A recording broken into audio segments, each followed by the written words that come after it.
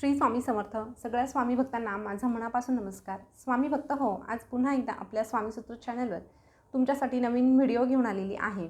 तर आज तसा काही म्हणजे असा काही खास विषय नाही, परंतु आता दिवाळी सुरू होत आहे, तर नक्कीच दिवाळीची लगबग प्रत्येकाच्या घरी सुरू झालेली असेल.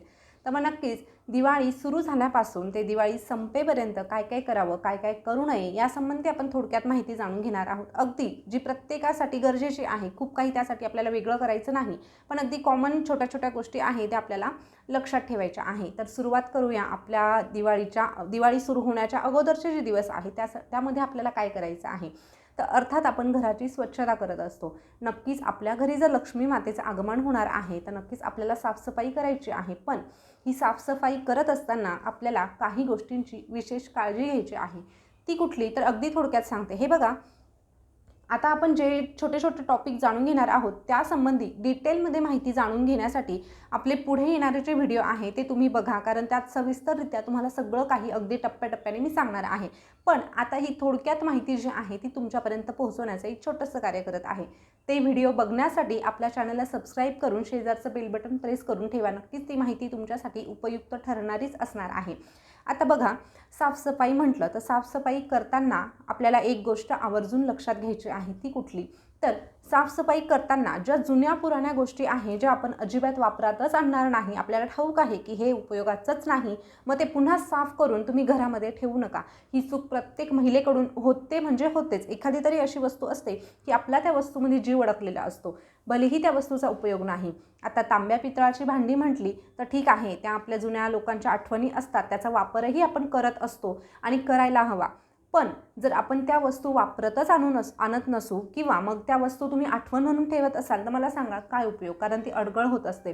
तांब्या पितळाला भाव आहे तुम्ही म्हणत असाल तर ठीक आहे, तुम्ही त्याऐवजी एखादी अशी वस्तू आणा ज्याचा तुम्हाला वापर करता येईल, जे तुम्ही उपयोगात आणाल. अशा वस्तू नक्कीच तुम्ही घरात ठेवा. पण अगदी जुने पुराणे वस्तू, कपडे तर विशेषतः कपडे अजिबात तुम्ही जुने फाटके कपडे तुमच्या घरामध्ये ठेवू नका. बऱ्याच घरांमध्ये फरची पुसण्यासाठी किंवा मग अशा वापरात आणण्यासाठी आपण ते कपडे वर्षानुवर्ष ठेवत असतो, पण असं करू नका. अगदीच व्यवस्थित कपडे असतील तर ते तुम्ही स्वच्छ धुवून इस्त्री करून पुन्हा गरिबाला दान करा. तेही वापरण्यासारखे असतील तर. बऱ्याच ठिकाणी होतं असं की मग अगदी व्यवस्थित कपडे आहे पण मग तुम्हाला ड्रेस बसत नाही म्हणून मग मी टाकून दिला, पण दिसायला अगदी व्यवस्थित दिसतो. असे जर कपडे असतील तर तुम्ही ते एखाद्या गरीबाला नक्कीच देऊ शकता, जेणेकरून त्याचीही दिवाळी आपल्यासोबत साजरी होईल. तर साफसफाई करताना आपल्याला ही एक काळजी घ्यायची आहे. दुसरा विषय येतो तो म्हणजे फराळ. आता फराळ म्हटलं तर दिवाळीच्या दिवसांमध्ये असं कुठलंच घर नाही ज्या घरामध्ये फराळ बनवला जात नाही, आणि बनवायलाच हवा. कारण हेच ते दिवस असतात. ह्याच दिवसांमुळे आपल्याला एक म्हणजे ज्या प्रथा लावल्या आहेत त्या कुठेतरी बघा, काहींच्या घरामध्ये रोजच्या रोज चांगले पदार्थ बनवले जातात, खाल्ले जातात. पण काही लोक असे असतात की त्यांना वर्षानुवर्षे चांगले पदार्थ खायला मिळत नाही, आर्थिक परिस्थिती तशी असते. पण हे जे दिवाळी वगैरे, दसरा वगैरे हे जे सण काढले ना, त्यामागे देखील हे एक कारण आहे की निदान त्या निमित्ताने का होईना पण प्रत्येक घरामध्ये गोडधोड बनवलं जाईल आणि ते खाल्लं जाईल. पण हे फराळ बनवताना देखील आपल्याला एक काळजी घ्यायची आहे. आपल्याला जेवढं खायचं आहे किंवा आपल्याला माहीत आहे की आपल्याला समजा शेजारी वगैरे नातेवाईकांमध्ये जेवढं वाटायचं आहे किंवा आपल्या घरामध्ये जेवढं बनवलं जाणार आहे, संपणार आहे, अशाच प्रमाणात बनवा. खूप बनवायचं आणि मग दिवाळी संपत आली ना की हे गोड पदार्थ प्रत्येकाला नकोसे वाटतात आणि मग शेवटी आपण ते फेकण्यातच जमा करतो. अशी परिस्थिती तुमच्या घरामध्ये चुकूनही होऊ देऊ नका. जर अगदीच तुम्हाला तसं वाटत असेल तर तुम्ही कोणाच्या तरी ते मुखात घाला. पण हे जे पदार्थ आपण बनवणार आहोत ते वाया जाणार नाही याची काळजी घेऊन तेवढ्या प्रमाणातच बनवा. आता राहिला तिसरा विषय तो असा की आपल्याला झाडू खरेदी करायचा असतो. आता लक्ष्मीपूजन म्हटलं तर झाडूची पूजा ही प्रत्येक घरामध्ये केलीच जाते. आता पूर्वी कसं असायचं की शिराईची पूजा केली जाते. शिराई तुम्हाला माहितीच असेल, पण आता बऱ्याच ठिकाणी झाडू वापरला जातो. झाडूचं एक कारण असं की आपल्याला जास्त वाकावं लागत नाही. ठीक आहे, बदलत्या पिढीनुसार आपल्याला ते बदल म्हणजे आपल्या अंगीवळणी पडून जातात. पण तरीही शिराई आपल्या घरामध्ये आणून शिराईची पूजा करायलाच हवी. पण ही शिराई किंवा हा झाडू खरेदी करताना आपल्याला अजून एक गोष्टीची काळजी घ्यायची आहे. ती कुठली, तर हा झाडू आपण जेव्हा बाजारात गेलो, खरेदी करण्यासाठी गेलो, मग झाडू घेऊन आलं असं करायचं का, तर मुळीच नाही. झाडू खरेदी करण्यासाठी आपल्याला धनत्रयोदशीचाच दिवस निवडायचा आहे. बरेच जण अगदी आता कंपनीत कामाला असतात किंवा कामाच्या ठिकाणी लवकर सुट्ट्या मिळत नाही, अगदी लक्ष्मीपूजनाच्या आदल्या दिवशी सुट्टी मिळते आणि मग आपल्या सगळ्या खरेदी वगैरे सुरू होतं. पण तरीही वेळात वेळ काढून तुम्ही धनत्रयोदशीच्या दिवशीच झाडू खरेदी करायचं आहे, ही काळजी तुम्हाला घ्यायची आहे.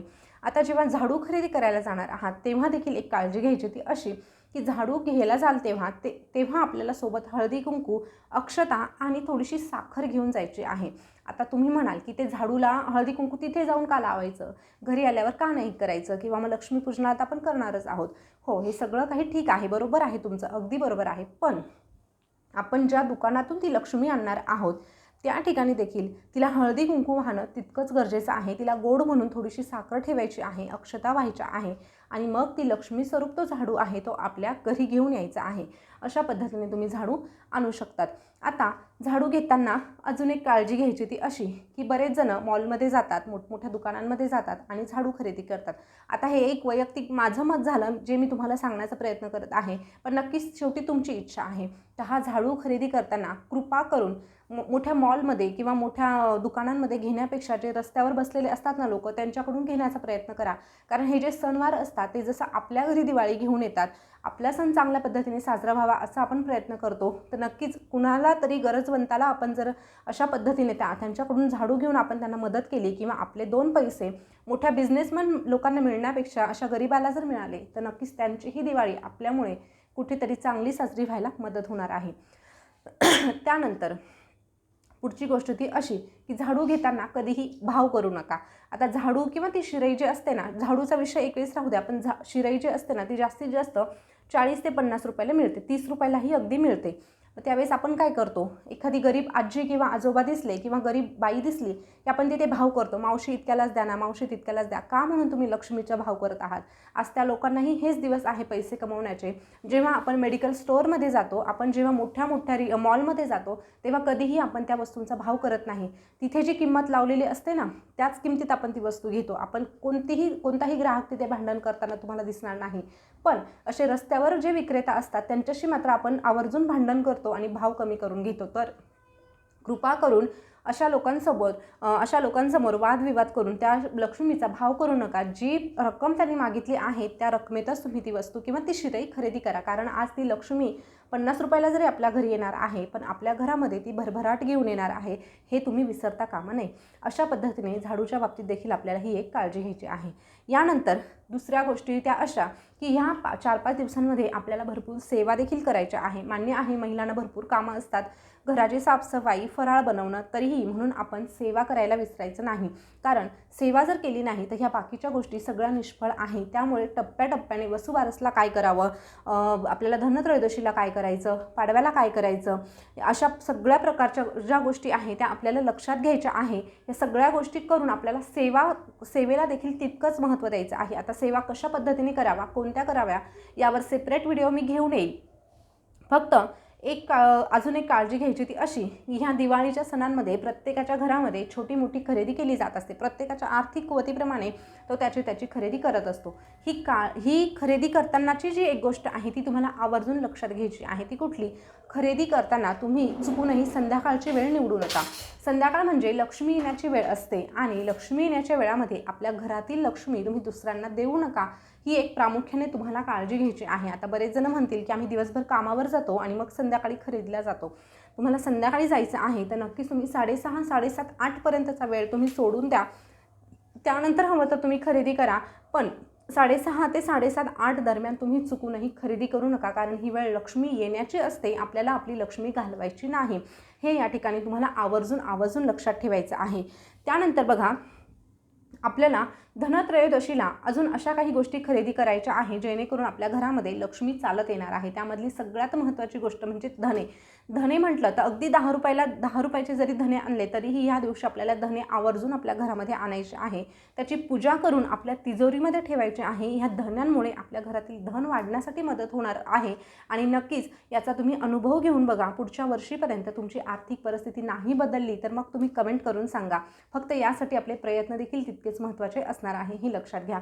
या व्यतिरिक्त अजून आपल्याला कुठल्या वस्तू खरेदी करायच्या आहे, कुठल्या वस्तू अजिबातही खरेदी करायच्या नाही, त्या करायच्या असतील तर कधी करायच्या, हे सगळं जाणून घेणार आहोत. आता अजून एक गोष्ट की संध्याकाळची वेळ तर आपल्याला काही वस्तू खरेदी करण्यासाठी म्हणजे टाळायचीच आहे. त्या वेळेमध्ये आपल्याला काही वस्तू खरेदी करायच्या नाही. अजून एक वेळ आपल्याला अजिबात ती म्हणजे वस्तू खरेदी करण्यासाठी वापरायची नाही. तो कोणता काळ आहे तर राहू काळ. आता बघा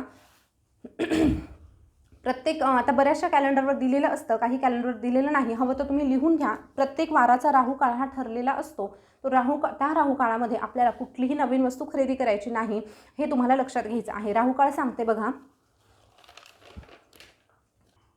तुम्ही हवं तर कागदावर लिहून घेऊ शकतात. बघा, रविवार सायंकाळ 4:30 ते 6, सोमवार सकाळ 7:30 ते 9, मंगळवार दुपार 3 ते 4:30, बुधवार दुपार 12 ते 1:30, गुरुवार दुपार 1:30 ते 3, शुक्रवार सकाळ 10:30 ते 2, शनिवार सकाळ 9 ते 10:30 असा 1.5 तासाचा काळ असतो. आणि प्रत्येक वाराचा हा ठरलेला काळ आहे तो राहू काळ असतो. ह्या काळामध्ये चुकूनही काही खरेदी करू नका, शुभ कार्य सुरू करू नका. ज्या लक्ष्मी प्राप्तीच्या वगैरे ज्या सेवा असतात त्या देखील ह्या काळामध्ये करू नका. राहू काळामध्ये आपल्याला सेवा करायचीच झाली तर जे राहू कवच वगैरे असतं ते आपण वाचू शकतो, पण ह्या ज्या दुसऱ्या सेवा आहेत त्या चुकूनही राहू काळामध्ये करू नये. तर स्वामी भक्त हो, ह्या छोट्या छोट्या ज्या गोष्टी होत्या त्या मी तुम्हाला सांगण्याचा पुरेपूर प्रयत्न केला. प्रत्येक विषयावर आपण सविस्तररित्या व्हिडिओ नक्कीच घेऊन येणार आहोत. त्याच्यातही तुम्हाला पुरेपूर योग्य ते मार्गदर्शन देण्याचा मी प्रयत्न करेन. फक्त त्यासाठी आपले व्हिडिओ बघत राहा आणि स्वामीसूत्र चॅनलला सबस्क्राईब करा. पुन्हा भेटूया नवीन व्हिडिओसोबत, नवीन माहिती घेऊन. तोपर्यंत बोलत राहा. श्री स्वामी समर्थ. धन्यवाद.